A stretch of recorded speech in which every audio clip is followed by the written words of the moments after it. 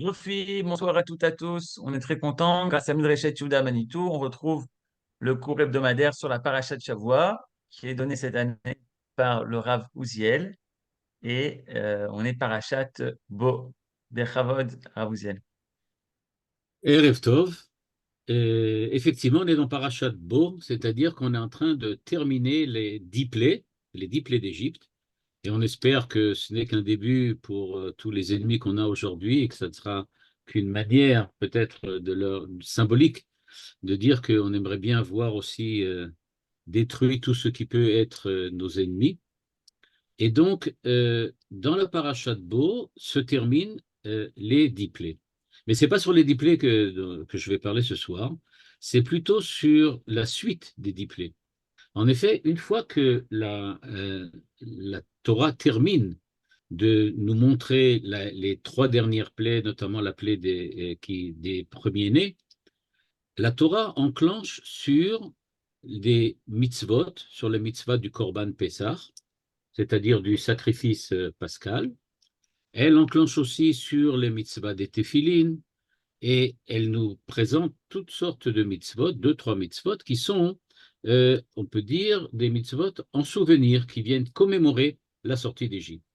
C'est-à-dire que la Torah, en fait, considère la fin de la parashat Bo comme la sortie d'Égypte. C'est le moment où on va sortir. La semaine prochaine, on verra véritablement les aventures des enfants d'Israël au moment de la sortie d'Égypte, quand ils vont devoir arriver devant la mer Rouge. Mais dans notre paracha, on peut dire qu'il y a la conclusion de la sortie d'Égypte, en ce sens que on est sorti d'Égypte et maintenant on va commémorer cette sortie avec des mitzvot particulières, la mitzvah du Seder, dont on va voir tout de suite, la mitzvah des téphilines, etc., etc. Et ce qui m'intéresse aujourd'hui, c'est essayer de comprendre, et on va utiliser pour une fois, pas seulement pas la première fois, mais pour une fois encore, un enseignement du Rav Luria, essayer de comprendre qu'est-ce que signifie la sortie d'Égypte. Parce que c'est vrai qu'on a l'habitude de lire la Parashat Bo, on a l'habitude de fêter la fête de Pessah, qui viennent toutes nous souligner, commémorer que nous sommes sortis d'Égypte, mais en quoi cela consiste? Et c'est ce qu'on va essayer de comprendre ce soir, à partir justement d'un enseignement du Rav Luria, et peut-être en développant plus avant ce qu'il dit, pour essayer de l'actualiser un petit peu plus. Pour ce faire, on va d'abord commencer si Johan, si tu pouvais me mettre co-host pour que je puisse présenter le texte. Et donc, euh, ce qui se passe dans ce texte, en fait, de la Torah, c'est que la Torah commence à nous dire déjà depuis le début de la paracha de Bo et à la fin de la paracha qu'il y a, non, je suis toujours pas co-host, et donc, le début de la paracha, tout de suite, le deuxième verset nous dit la chose suivante.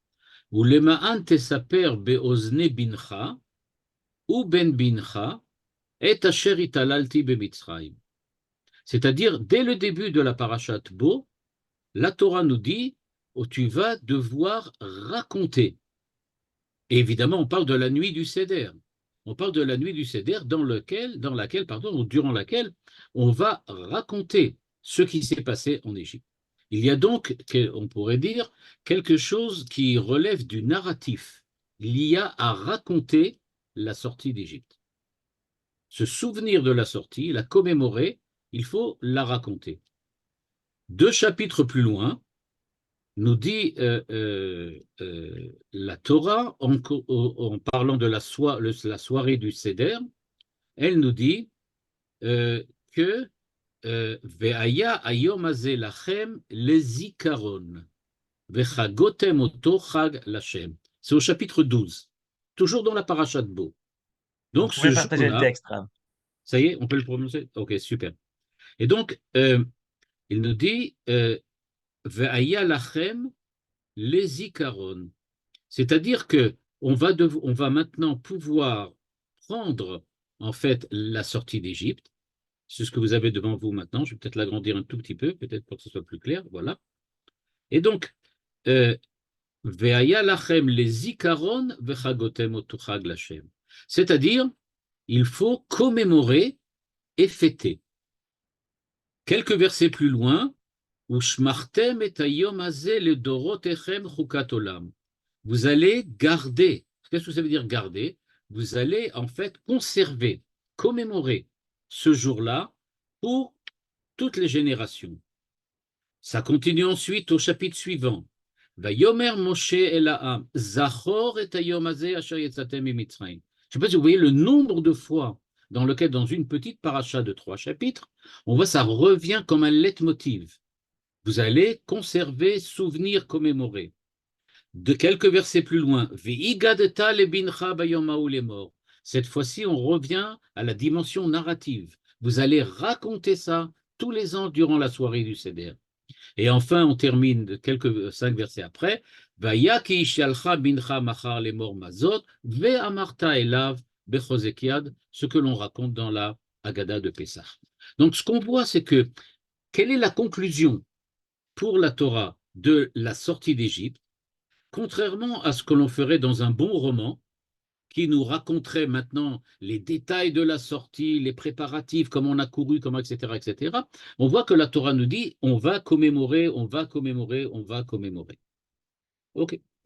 Le Rav Luria, qui se trouve ici devant vous à partir de la ligne 14, dans son commentaire, enfin un de ses commentaires sur la paracha, pose une question extrêmement intéressante. Il nous dit, qu'est-ce que nous dit la Torah? La Torah nous dit que vous allez commémorer la sortie d'Égypte le soir du Seder, le 14 Nissan.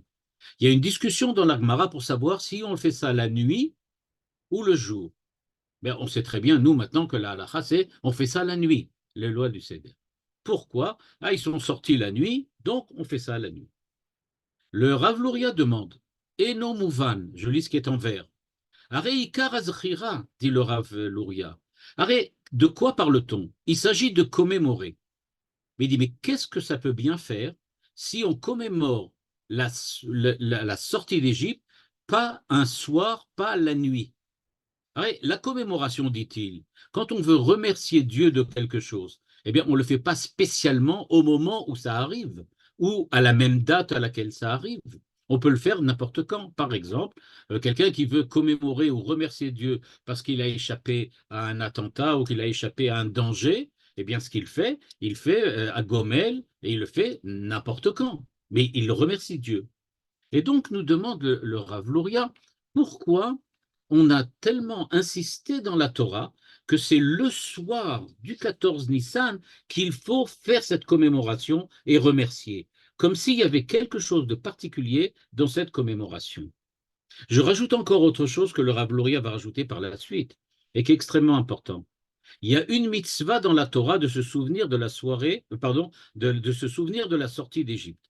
Mais cette mitzvah, précisément, on en parle dans la Haggadah, dans la discussion entre Rabbi Elazar ben Azaria et les Chachamim, pour savoir quand est-ce qu'on parle et qu'on commémore la sortie d'Égypte.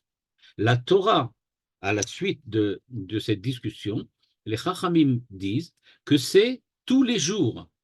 Tous les jours, on commémore la sortie d'Égypte. Et donc la question qui se pose, mais alors quel est l'intérêt de commémorer une fois par an, le soir du Seder, la sortie d'Égypte, alors qu'on le fait tous les jours, le matin et le soir? Le matin, évidemment, dans Shacharit, quand on lit le Kriyat Shema, et le soir, dans lequel on dit aussi le Kriyat Shema. Donc en fait, dit le Rav Luria, on ne comprend rien de cette histoire. On commémore ça tous les jours, mais on doit aussi faire une fête particulière pour la sortie d'Égypte le soir du 14 Nissan. Et deuxièmement, en quoi le fait de faire ça la nuit, particulièrement parce qu'on est sorti la nuit, alors qu'on peut très bien remercier Dieu et commémorer quelque chose sans que c'est un rapport direct avec la date.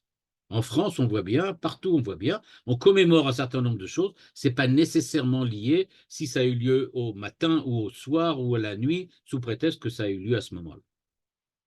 Eh bien, le Rav Luria va nous surprendre, encore une fois, en nous disant qu'il faut bien faire attention et que s'il y a 2 mitzvot de commémoration, c'est donc qu'il y a 2 sorties d'Égypte.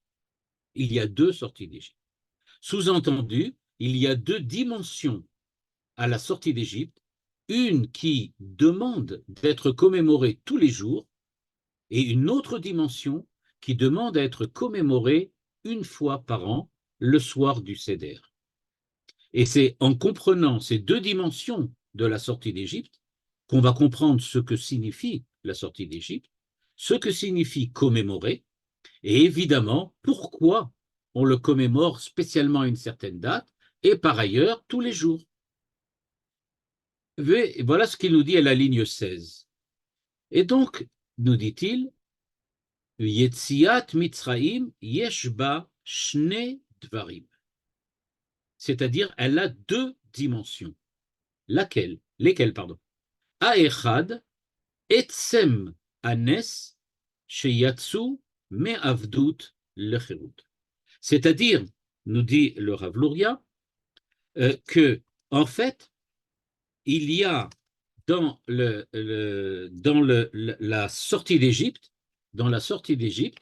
il y a une dimension qui est miraculeuse, le miracle qui s'est produit, et qui permet aux enfants d'Israël d'être libérés.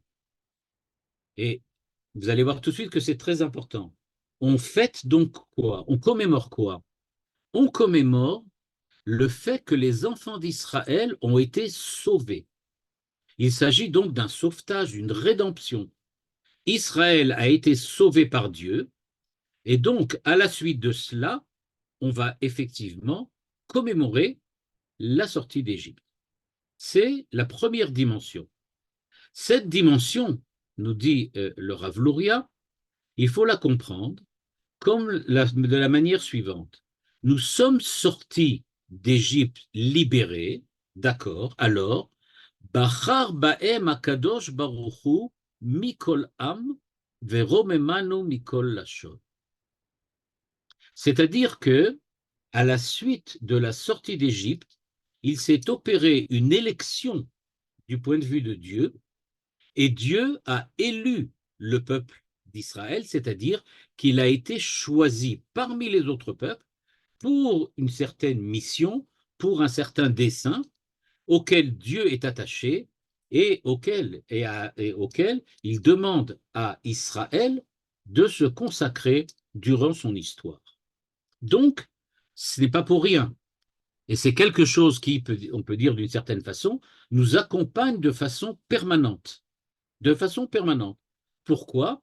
Parce que nous devons donc nous attacher à la mission que Dieu nous a donnée grâce au fait qu'il nous a sauvés d'Égypte. Deuxièmement, deuxième dimension, qui n'a absolument pas de rapport a priori avec le premier, je dis bien a priori, Ve'asheni, quelle est cette deuxième dimension? Sheze achana ve'atchala le ma'amad agadol shel matan Torah. Que la sortie d'Égypte n'était pas une sortie d'Égypte pour sortir d'Égypte, mais c'était une sortie d'Égypte pour aller sur le mont Sinaï, au pied du mont Sinaï, et recevoir la Torah là-bas. En effet, Dieu dit à Moshe Rabbeinu, rappelle le Rav Luria, que quand tu sortiras le peuple d'Israël d'Égypte, tu l'amèneras sur cette montagne pour qu'il me serve ici. Donc cela prouve bien, dit le Rav Luria, qu'il y a deux choses complètement différentes. Nous sortons pour être élus, c'est-à-dire pour être choisis par Dieu afin de faire la mission que Dieu nous demande d'opérer dans l'histoire, mais nous allons sortir aussi pour autre chose, recevoir la Torah au pied du mont Sinaï, dans ce qui aurait dû être 3 jours après. Donc, quand on voit maintenant qu'il y a deux dimensions complètement différentes, on se rend bien compte qu'il va falloir effectivement deux manières de commémorer la sortie d'Égypte. On va parfois commémorer le don de la Torah, c'est-à-dire la sortie d'Égypte comme l'étape indispensable que les enfants d'Israël ont dû passer pour recevoir la Torah, et parfois on va commémorer la seconde dimension, c'est-à-dire celle pour laquelle Dieu nous a miraculeusement sauvés des mains des Égyptiens. Donc, est-ce que l'on fête la joie d'avoir été sauvé ou est-ce que l'on fête la joie de recevoir la Torah? Nous dit le Rav Luria, c'est le même événement, mais ce sont deux commémorations. Et donc, c'est pour cela on va l'expliquer tout de suite, on va commémorer tous les jours, mais on va aussi commémorer une fois par an. On va le faire d'une certaine façon tous les jours, avec le Kriyat Shema. On le fera de manière différente durant la soirée du Seder. Donc, qu'est-ce que c'est que la sortie d'Égypte? Eh bien, le chidouche du Rav Luria, c'est de nous dire qu'il n'y en a pas une, mais deux. C'est deux dimensions différentes qui sont parallèles et que nous devons en permanence, un peu comme au ski, utiliser. Parce que c'est les deux à la fois. Il n'y a pas de sortie d'Égypte, dit le Rav Luria, sans le miracle, on peut dire historique de la sortie d'Égypte, mais il n'y a pas non plus de sortie d'Égypte si on oublie qu'on doit ensuite recevoir la Torah.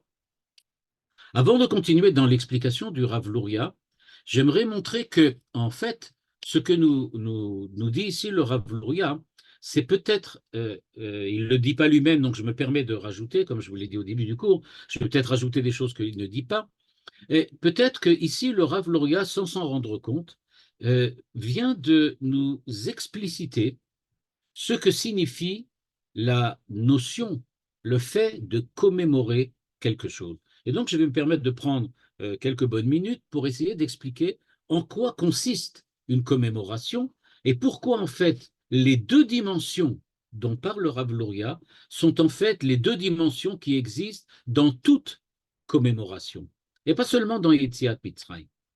En effet, quand on parle de commémoration, de quoi parle-t-on en général? Eh bien, tout d'abord, la commémoration, par définition, c'est un acte de mémoire. C'est-à-dire, on veut se souvenir. On l'a vu dans les versets, ça revient tout le temps. Le ma'an tiskuru, le ma'an tiskor, etc. Mais qu'est-ce qu'on veut faire? On voudrait en fait honorer, c'est-à-dire donner de l'importance, transmettre le souvenir d'un événement, mais, mais il faut comprendre, dès le départ, la Torah nous le dit. Elle nous dit il s'agit de transmettre à qui? Aux enfants. C'est-à-dire, il y a ici un récipiendaire, il y a quelqu'un qui va recevoir cette commémoration. Il s'agit de faire la commémoration face à quelqu'un. Et donc, si on regarde bien, eh bien, ça implique d'abord qu'on va commémorer un événement pour une personne particulière ou pour un groupe, ou bien dans le cas de la Torah ici, pour une génération tout entière, pour toutes les générations. Ce qui veut dire que la commémoration a nécessairement une dimension collective, une dimension publique. Et il ne s'agit pas du tout du souvenir de quelqu'un de particulier. Quelqu'un de particulier qui se souvient de quelque chose et qui est content, il regarde les photos de famille. Bon, c'est bien, on se remémore, les vacances, la rencontre familiale, etc., etc. Tout ça, c'est effectivement du niveau personnel, individuel. Je me remémore ce qui s'est passé. C'est pas du tout ça la soirée de Pessah. La nuit du Seder ou le Kriyat Shema tous les jours, ça ne consiste pas du tout à se remémorer quelque chose que j'ai vécu. Il s'agit que de faire de cet acte de commémoration un véritable, j'aurais pu dire, tekes, une véritable cérémonie dans laquelle la cérémonie vient honorer, c'est-à-dire mettre en exergue l'événement parce qu'il a une fonction symbolique. Il va maintenant donner à la personne, au groupe, aux générations futures, une manière d'accéder à la signification de cet événement aux yeux de ceux qui l'ont vécu, comme aux yeux de ceux qui maintenant en entendent la commémoration quelques centaines, milliers d'années plus tard. Il s'agit véritablement, donc il nous dit le Rav Luria, à mon avis, il s'agit véritablement de quelque chose qui dépasse très largement le simple souvenir. Il ne s'agit pas de souvenir, mais de commémorer.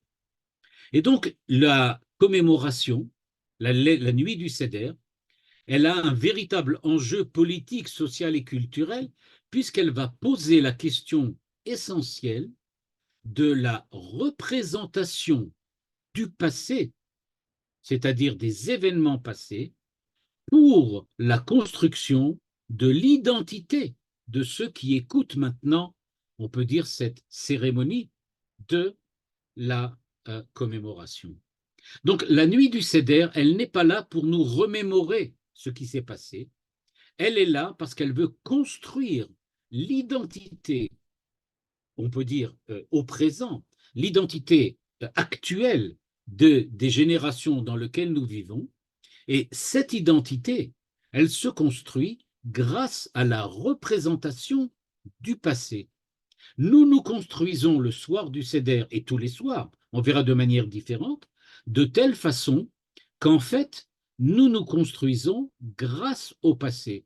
Nous venons rappeler aux hommes, aux Juifs, aux Hébreux, que, rappelez-vous, vous êtes des Hébreux et des Juifs qui sont sortis d'Égypte.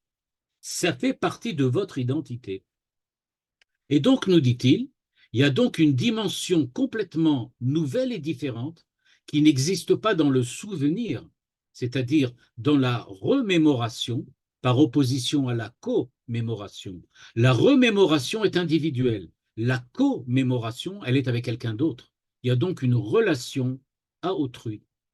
Eh bien, c'est ça, précisément, nous dit le Rav Luria, qui se produit là maintenant. Il y a deux dimensions différentes.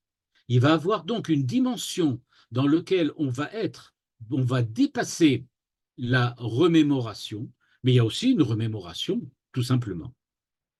Donc, si on voudrait le comprendre bien, il faudrait le dire de la façon suivante. Il y a la mémoire personnelle de chacun d'entre nous, il y a la mémoire collective de tout le monde, du peuple d'Israël, et il y a la mémoire historique qui est complètement différente, qui est prendre les événements du passé comme des points d'appui pour fonder véritablement une identité, pas nouvelle, mais en tout cas une identité qui soit la continuation de ce qu'il y avait au départ. Il va de soi qu'il faut qu'il y ait fidélité des générations présentes avec les générations passées. Ça, c'est clair.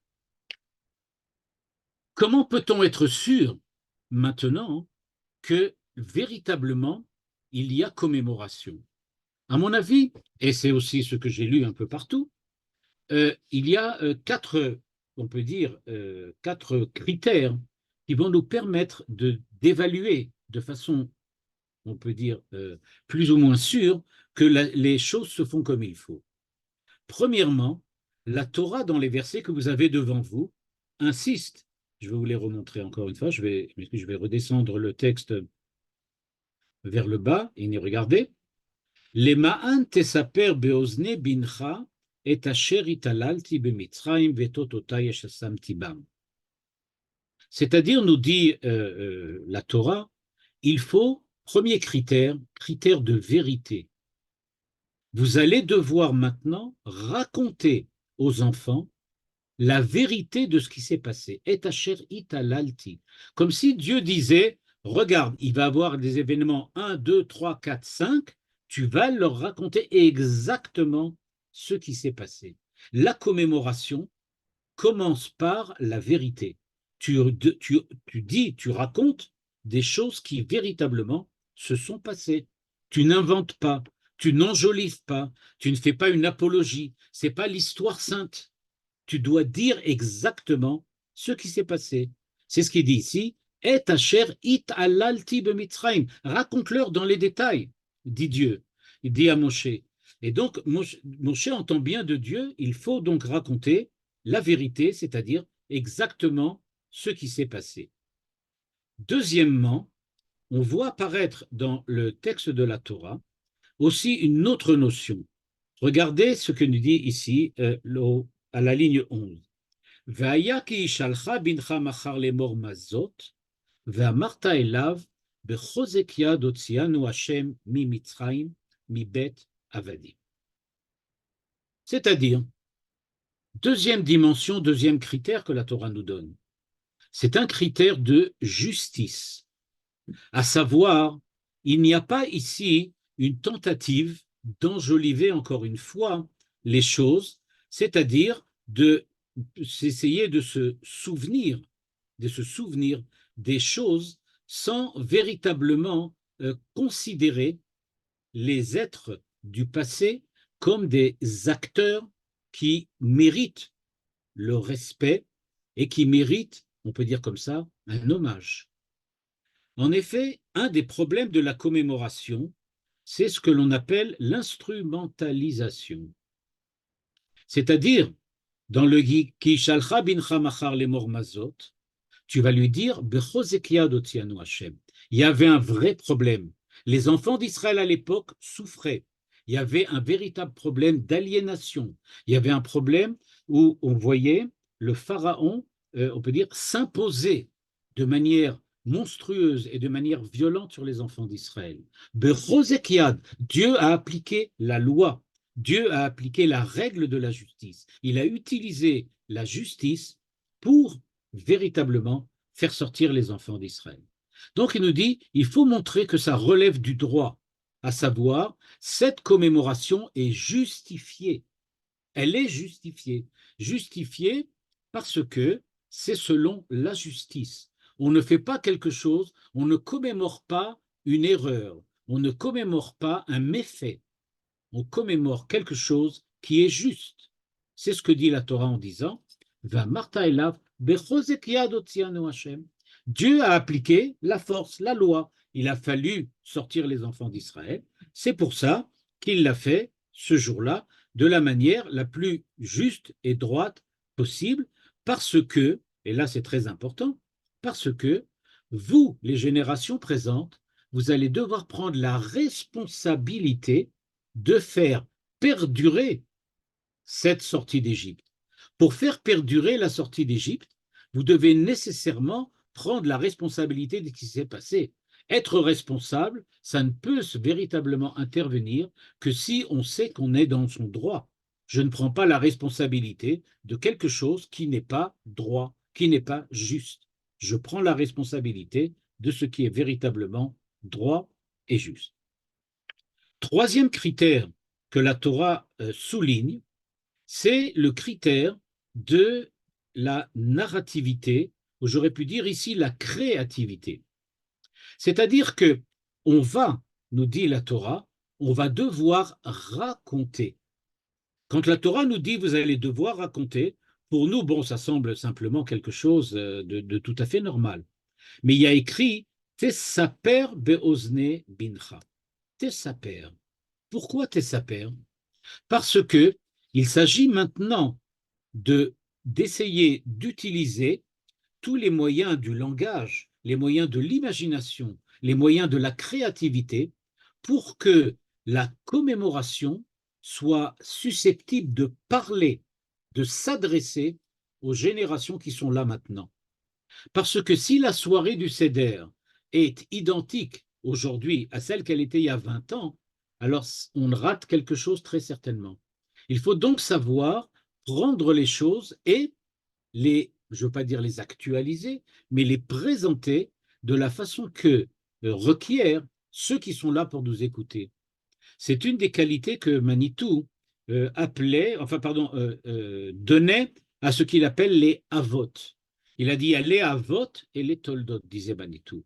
Les avot, ce sont ceux qui sont capables de récapituler le passé pour pouvoir le présenter aux générations des toladot et leur donner ce qui leur convient, mais, encore une fois, en récapitulant le passé. Le Ma'an Tesaper Be'ozne Bincha. Donc on voit bien, donc troisième critère de la commémoration, c'est qu'elle va devoir passer par une notion donc de narration. Enfin, Ushmartem et hayom hazeh le dorotechem. Dorotechem. Le Ma'an Yed'u Dorotechem. Pourquoi sans arrêt il revient sur ça? Vayaz yom hazeh le zikaron le Dorotechem. Pourquoi les Dorotechem? Parce que toutes les générations sont différentes les unes des autres. Toutes. Et le quatrième critère qui nous permet de vérifier la valeur les vertus de notre commémoration, la soirée du Seder, le Kriyat Shema le soir, c'est de voir qu'elle peut prendre en compte toutes les Dorotes, tous les Dorotes, pas seulement la nôtre, pas seulement celle qui a vécu, pas seulement celle qui, par hasard, à telle et telle époque, était plus adaptée que nous. Mais non, ça doit aussi, Dorotechem, à toutes les générations, vous allez devoir raconter. Et si vous devez raconter cela à toutes les générations, c'est donc qu'il doit avoir véritablement une dimension de diversité, de complexité, de pluralité, etc., etc. Tout ça parce qu'il va falloir dialoguer, échanger, coopérer entre les générations pour véritablement arriver à trouver le moyen de s'inscrire, nous, toutes les générations, dans le projet commun qui consiste à construire un avenir meilleur, on peut dire un avenir messianique qui doit accompagner l'histoire d'Israël durant toute son histoire. Donc, en fait, nous dit le Rav Luria, à partir du moment où on voit apparaître ces deux dimensions dont il a parlé, à la fois la dimension historique, et Tsemanes, on est sorti par un miracle, c'est une dimension historique. Mais il y a une autre dimension, recevoir la Torah. On se rend bien compte ici qu'il y a les deux soucis, en fait, présents dans toute commémoration.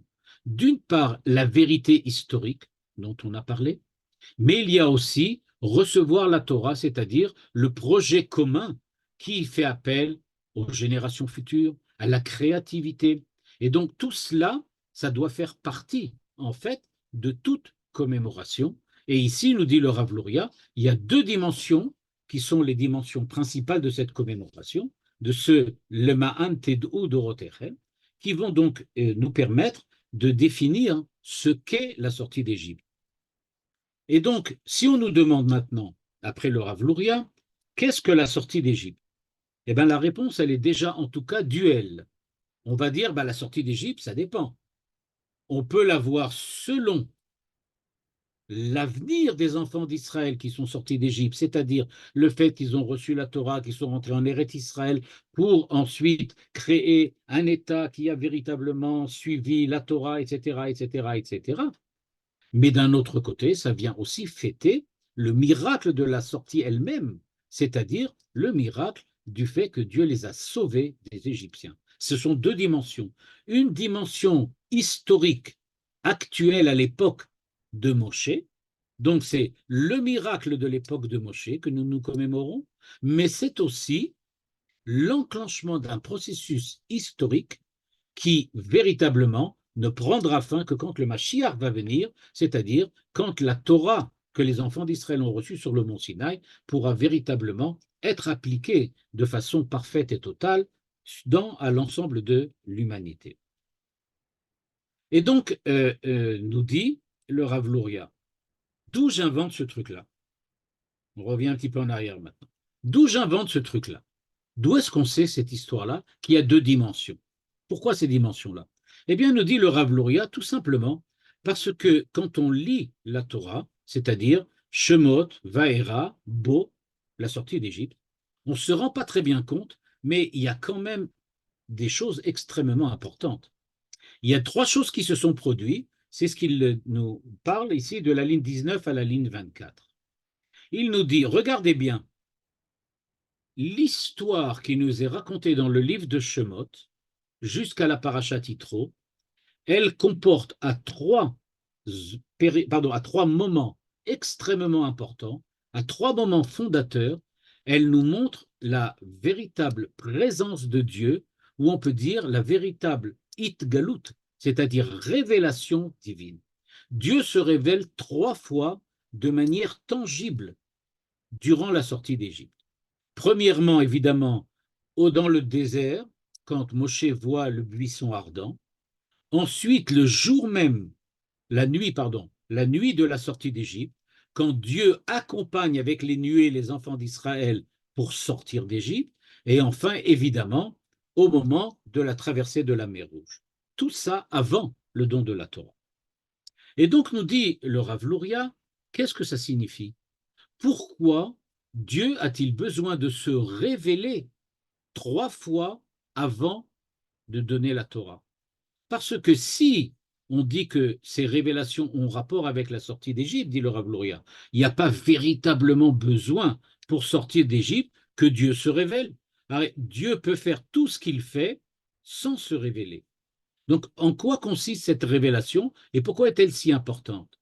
Eh bien, nous dit-il tout simplement, parce que la révélation par 3 fois de Dieu aux enfants d'Israël durant la sortie d'Égypte sont les 3 préliminaires avant la véritable révélation qui va suivre, à savoir celle du mont Sinaï où Dieu donne la Torah.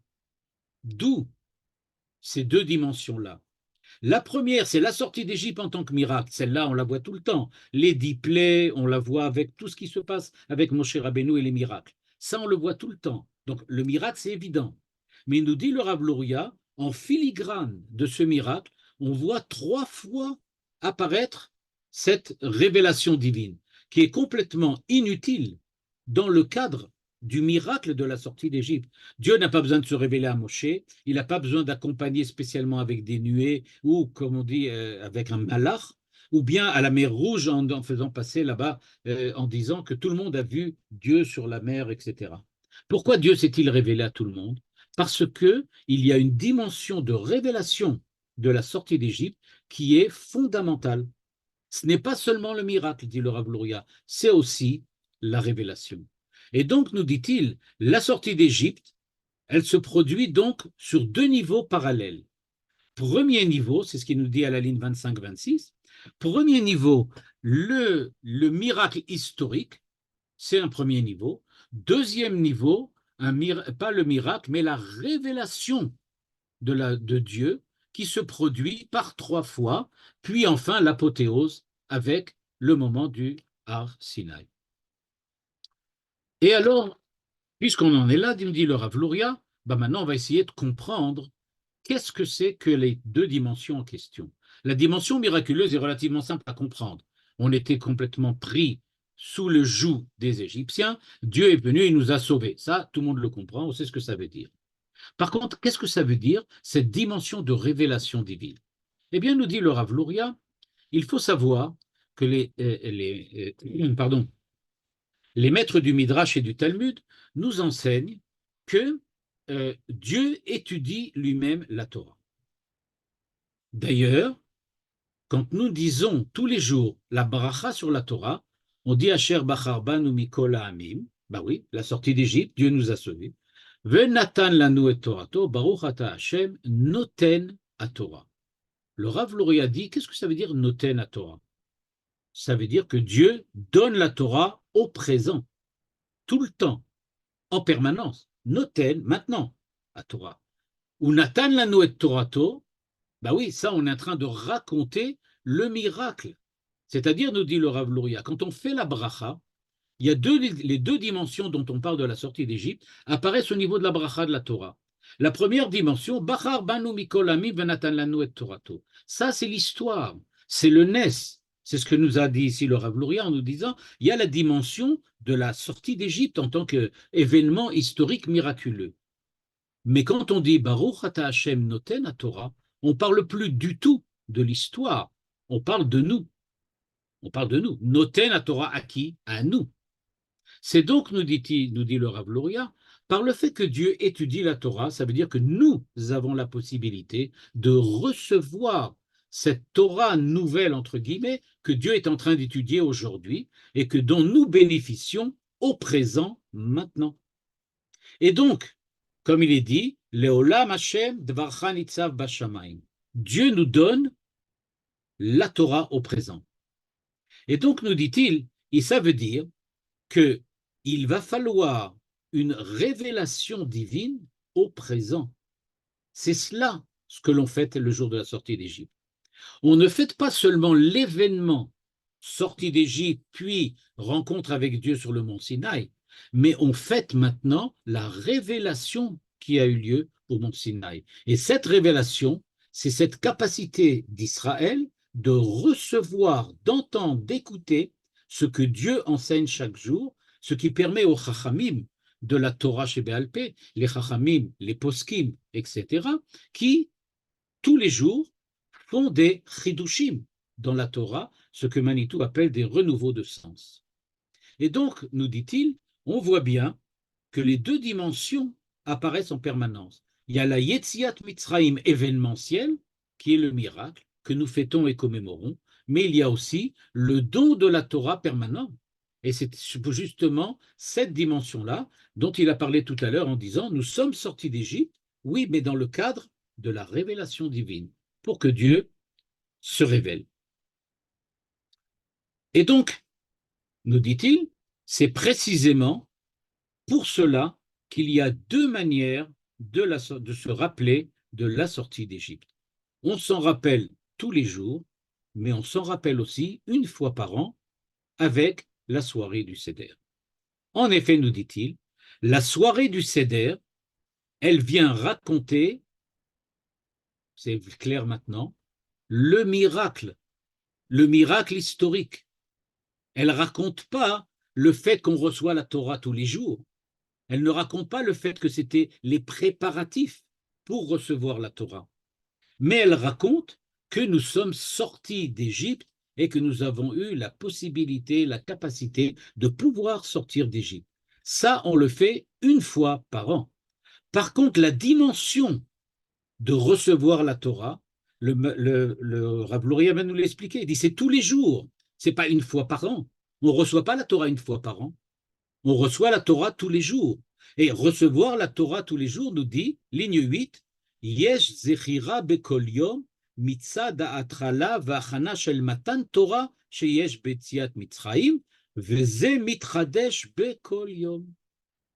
Donc on a besoin tous les jours de faire Kriyat Shema, tous les jours de rappeler Yetziat Mitzrayim, parce que Yetziat Mitzrayim, ça a été les prémices de la réception de la Torah, c'est-à-dire les prémices de la relation particulière qui s'est créée entre Dieu et l'homme et qui a permis à l'homme d'entendre, l'homme d'Israël, d'entendre la Torah, c'est-à-dire d'entendre cette Torah en permanence.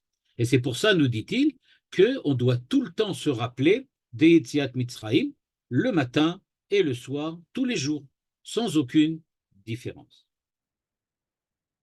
Troisième chose encore, nous dit le Rav Luria, on va aussi comprendre maintenant pourquoi il faut à la fois rappeler, faire Kriyat Shema le matin et aussi le soir.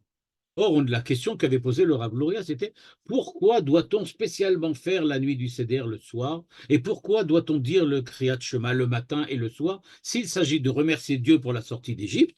Bon, on peut le faire à n'importe quand, il n'y a pas vraiment de particulier. Eh bien, nous dit-il, il faut faire la différence. Il dit, Mashe maskirim kol laila eno shayach lezman shenasa anes. Rak la mevoar sheze keachana lekabel orot haTorah. C'est-à-dire, nous dit-il, eh bien, il faut bien comprendre, le fait que nous rappelons, nous commémorons la sortie d'Égypte durant la nuit, c'est bien clair que ça n'a pas de rapport direct avec le fait qu'il y ait eu un miracle. Mais c'est un rapport pour nous dire que c'est le moment où Dieu se révèle à nous. Et il y a, dit-il, deux révélations particulières. En effet, il y a Dieu qui étudie durant les 3 premières heures de la journée. C'est ce que le Midrash dit. Dieu étudie toute la journée, tous les jours. Mais quand? Il étudie le matin. Donc, le matin, on fait Kriyat Shema pour être au diapason de l'étude de la Torah divine qui va nous transmettre des nouveaux Chidushim par l'intermédiaire des Chachamim, des Poskim, etc., qui sont là, tous les Chachamim de la Torah Sheba'al Peh, qui nous enseignent la Torah. Donc il dit, ça c'est la première dimension, c'est celle du matin. Dieu dévoile. Mais il dit, il y a autre chose. La nuit, on sait, dit l'Agmara, que l'âme de l'homme monte et elle apprend avec Dieu la Torah, puis après ça, elle revient chez l'homme.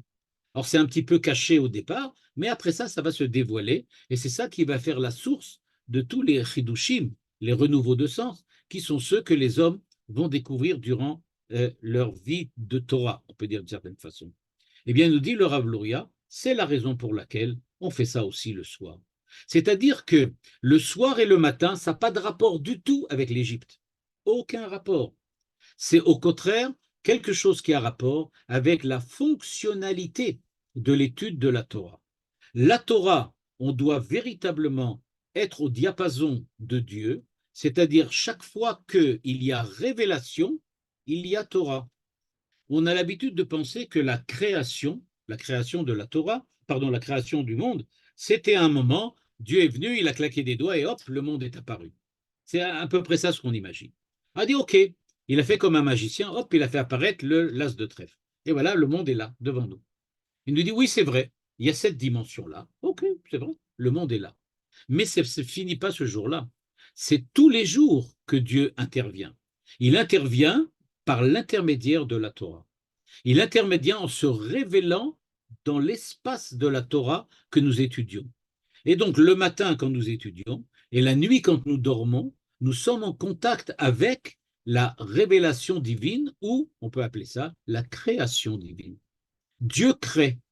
Et cette dimension de création, c'est celle que nous découvrons le soir et le matin.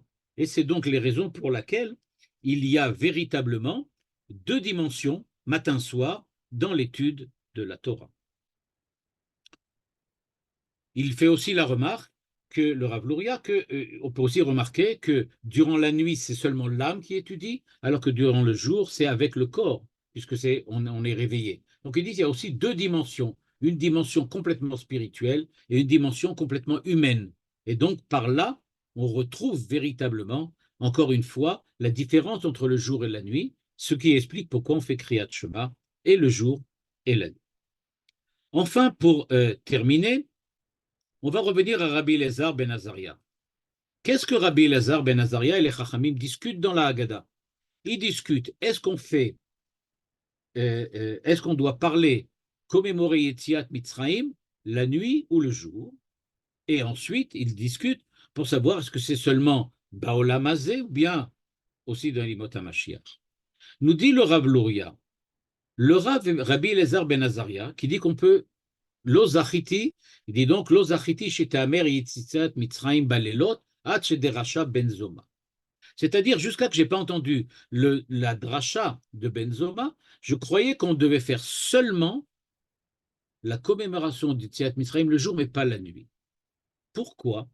Nous dit le Rav Luria, à Kavana, c'est à la ligne 28 ici, Evin mitoch yegiato agdola שיש אור התורה ביום על ידי יגיעה ואור התורה בלילה על ידי הנשמה. C'est-à-dire, nous dit le Rav Luria, il lui a fallu 70 ans d'études approfondies, d'études permanentes, d'études dans lesquelles il est devenu le Rosh Yeshiva de Rabbi Elazar ben Azaria. Il lui a fallu 70 ans pour arriver véritablement à saisir qu'il y a au départ l'étude que tu fais durant la journée, c'est-à-dire les efforts intellectuels, les efforts de réflexion et on peut dire les efforts de rationalité que tu mets en place, parce que tu travailles durant toute la journée, tu œuvres durant toute la journée pour essayer de comprendre et de saisir ce que la Torah dit. Et grâce à cela, Dieu te donne parfois la Torah durant la nuit par un don gratuit, pas directement en rapport avec tes efforts. Toi, tu as fait des efforts intellectuels pour essayer de comprendre, pas tous les jours tu comprends. On sait très bien que il y a des fois, on ne comprend pas, on n'arrive pas à saisir, on n'arrive pas à voir les liens et les relations. Mais brusquement, la lumière se fait. Il nous dit, cette lumière qui se fait brusquement, elle ne se fait pas parce que tu as fait beaucoup d'efforts avant, mais c'est parce que tes efforts t'ont rendu perméable au don de la Torah. Le don de la Torah qui intervient au moment de la nuit, quand la Torah t'est donnée véritablement par Dieu au niveau de ta neshama, nous dit le Rav Luria. Et donc, ce qui se produit, c'est que lo zachiti she'te'amer yetziat mitzrayim balelot. J'avais jamais encore vu de raison pour laquelle on devrait parler des yetziat mitzrayim comme ce qui va nous donner la Torah la nuit, parce que les efforts intellectuels, les efforts d'études, on les fait pendant le jour. Alors pourquoi parler durant la nuit? La nuit, on dort. Il dit oui, mais maintenant, j'ai vu, j'ai compris, j'ai saisi, c'est-à-dire que j'ai eu l'expérience de voir que durant la nuit, il se produit quelque chose qui n'est pas de l'ordre des efforts que j'ai accomplis durant la journée, mais qui est de la dimension du don divin, de la création divine. J'ai bénéficié d'une véritable création qui est un don divin, véritablement un don de Dieu. Et donc il nous dit, c'est pour ça qu'il dit, Réani Keben Shivim Shana. Il a fallu attendre ce moment-là, et c'est maintenant seulement que j'ai eu cette expérience, et donc que j'ai pu véritablement dire, oui, on reçoit la Torah aussi durant la nuit. Par contre, nous dit les Chachamim, disent, nous, on n'est pas d'accord. Pourquoi? Ils disent, on comprend bien que la Torah que tu reçois durant la journée, c'est grâce à tes efforts.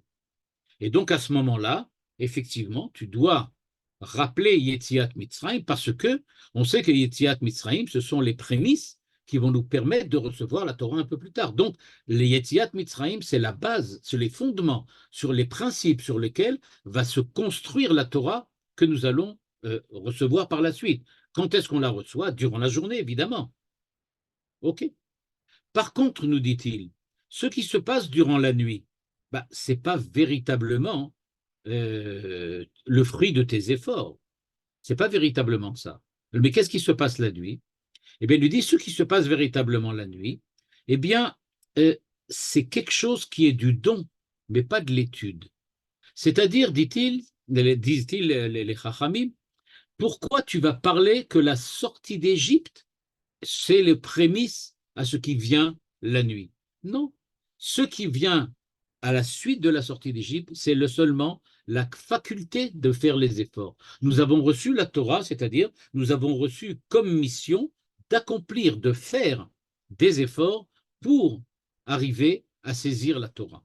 Ce que Dieu donne gratuitement, ce n'est pas lié à la sortie d'Égypte, c'est quelque chose que Dieu décide de faire de son propre point de vue. C'est lui qui donne véritablement le don. C'est lui qui le fait, mais ce n'est pas toi. Donc si ce n'est pas toi, ce n'est pas la sortie d'Égypte. La sortie d'Égypte, c'est ce qui doit être les prémices, comme j'ai dit, le départ de don de la Torah, ou de la réception plutôt de la Torah d'Irène. C'est-à-dire, pour l'expliquer de cette manière-là, les Chachamim pensent, nous recevons la Torah par nos efforts. Par contre, le Rav Elazar ben Azaria nous dit, non, nous fêtons déjà durant la sortie d'Égypte le fait que nous allons recevoir la Torah, c'est-à-dire que Dieu va la donner. Donc le don de la Torah, c'est aussi la nuit. Les Chachamim lui répondent, non, c'est pas le don de la Torah qu'on fête, c'est la réception grâce à nos efforts. Et ça, c'est seulement le jour. Donc, pour conclure, qu'est-ce que nous dit donc le Rav Luria? Eh bien, le Rav Luria nous dit que les deux dimensions de la sortie d'Égypte, qui sont essentielles pour comprendre véritablement la nature et la signification de la sortie d'Égypte, sont d'une part le fait que, historiquement, nous fêtons, nous commémorons le miracle de la sortie d'Égypte, et que d'autre part, nous commémorons le fait que nous sommes devenus capables de recevoir la Torah. La réception de la Torah, d'après les Chachamim, ou bien le don de la Torah, d'après Rabbi Elazar ben Azaria, tout ça, ça a été déjà préparé grâce à la sortie d'Égypte. Et donc, c'est pour ça qu'il y a deux dimensions différentes de la sortie d'Égypte qui requièrent deux commémorations différentes. La commémoration journalière et quotidienne, qui est celle de la réception de la Torah, qui se solde au niveau de la halacha, par le fait que nous lisons Kriyat Shema le matin et le soir. Parce que Kriyat Shema, précisément, c'est rappeler tous les jours que nous recevons la Torah grâce à la sortie d'Égypte. Donc, Kriyat Shema qui est recevoir Dieu et recevoir la Torah. Vous savez que d'après la halacha, quelqu'un qui n'étudie pas du tout durant la journée, mais qui a lu Kriyat Shema, il n'a pas transgressé la halacha. Il a étudié la Torah. Il a lu Kriyat Shema, c'est déjà étudié la Torah. Donc cette étude de la Torah de Kriyat Shema, on l'a fait, on l'accomplit tous les jours, le matin et le soir, pour les raisons qu'on a vues, c'est-à-dire le fait qu'on peut aussi recevoir la Torah comme don, et pas seulement comme conséquence, conclusion d'un effort. Et donc il y a ces deux dimensions complètement différentes que nous fêtons, une tous les jours et l'autre évidemment à la soirée du Seder, dans lequel toute cette soirée-là tourne surtout autour du principe historique et miraculeux, et presque pas sur le côté de la Torah, quoiqu'il n'est pas absent non plus de la soirée du Seder.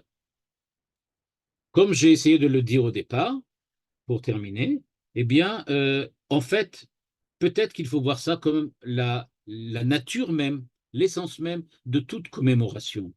Commémorer, c'est évidemment se rappeler l'événement historique miraculeux.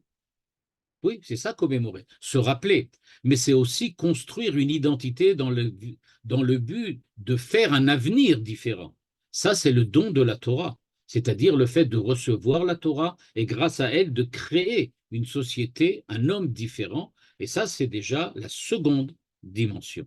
Au fond, ce que nous dit le Rav Luria, c'est que la sortie d'Égypte, c'est l'archétype de la commémoration. Et donc, toute mémoire, on peut dire, passe pour lui par l'intermédiaire de ce que l'on appelle la sortie d'Égypte, c'est-à-dire la sortie hors de ce que l'on était avant pour devenir quelque chose de nouveau.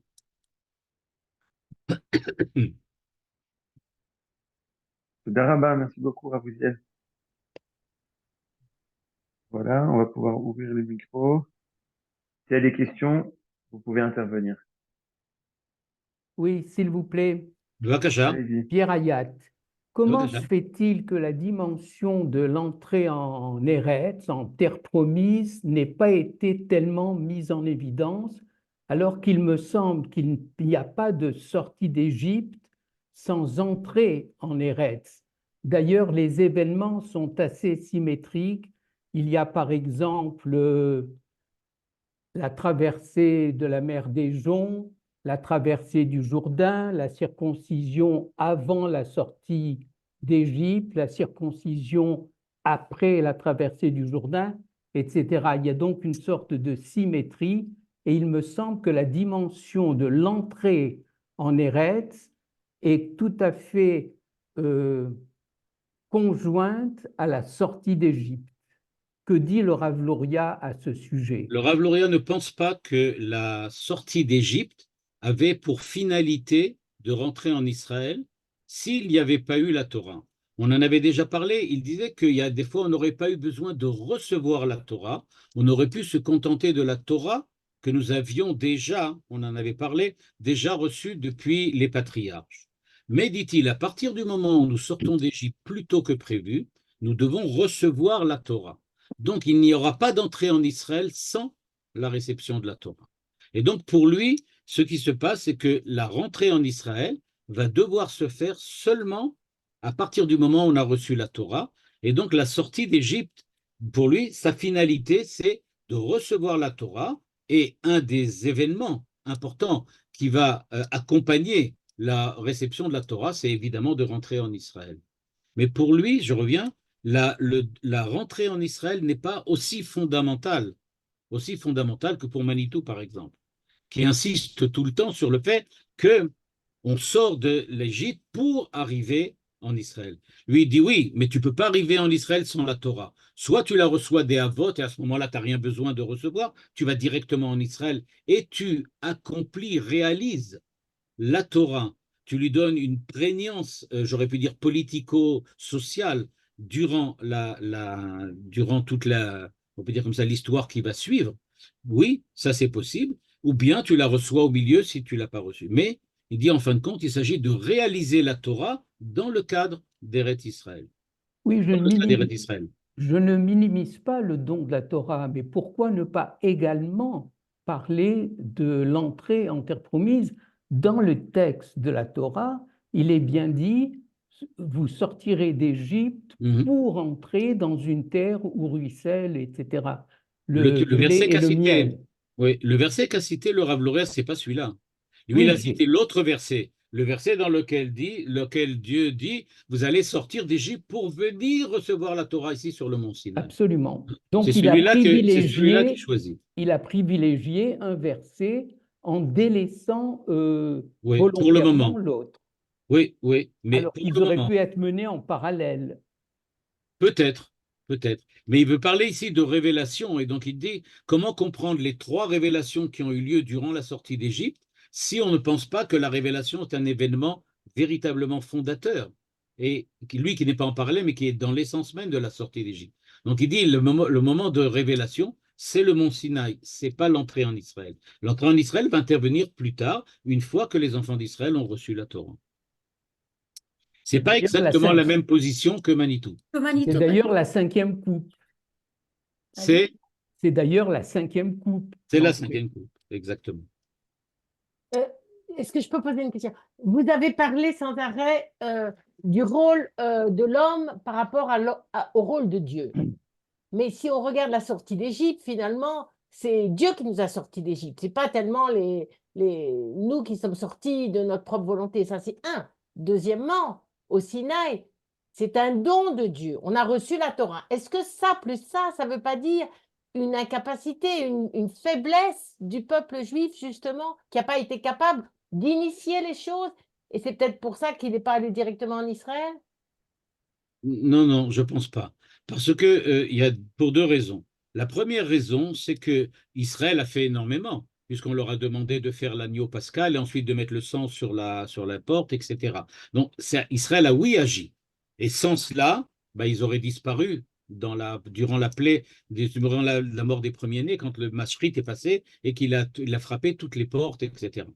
Donc, toutes les maisons. Donc, il y a cette dimension-là. Donc, c'est premièrement, les enfants d'Israël ont oui fait quelque chose.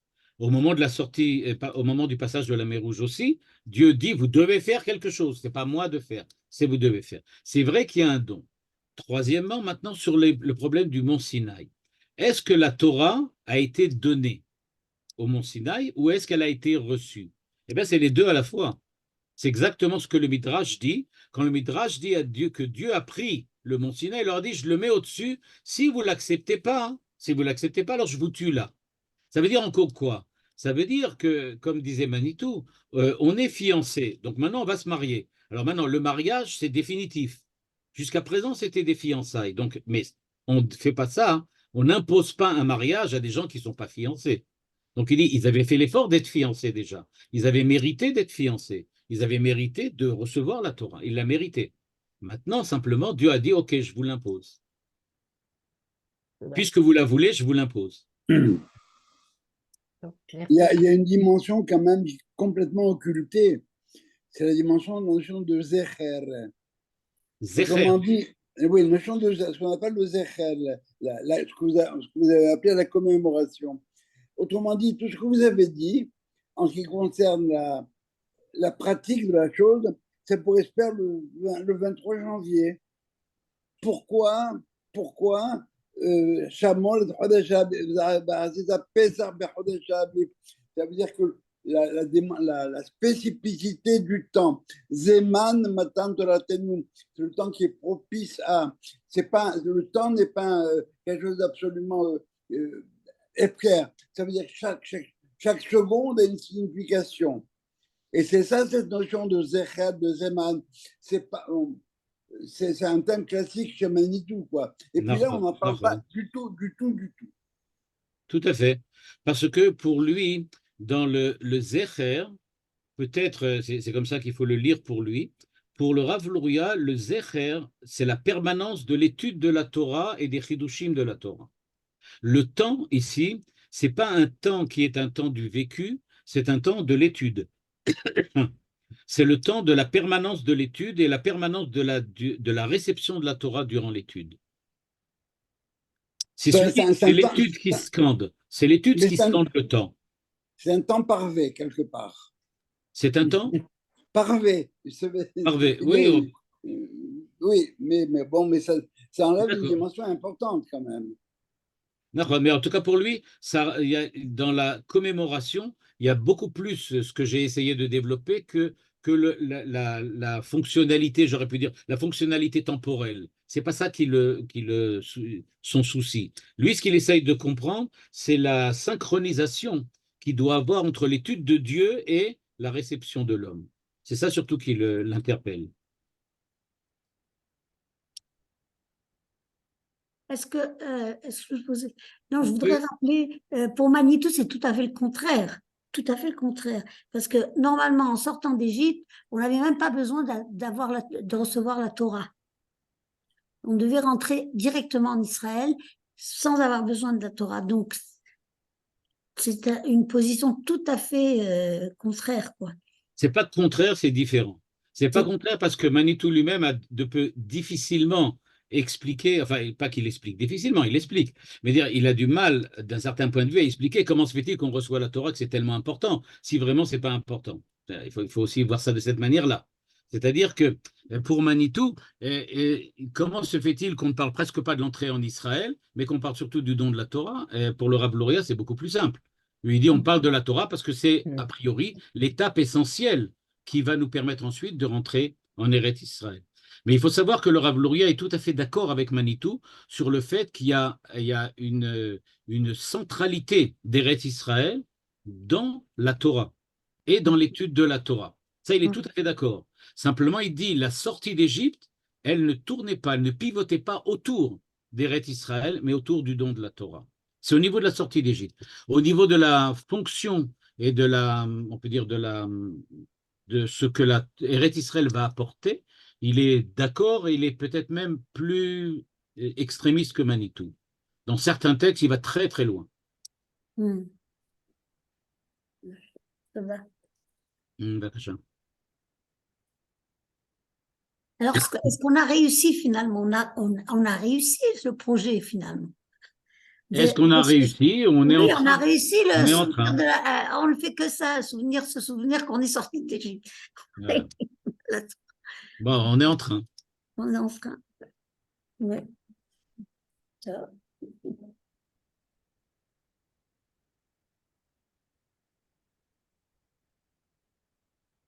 תודה רבה. תודה רבה. כל טוב. תודה רבה. ערב טוב, בשורות טובות בעזרת השם. Amen. שבת שלום. שבת שלום. Shabbat shalom. C'est bien.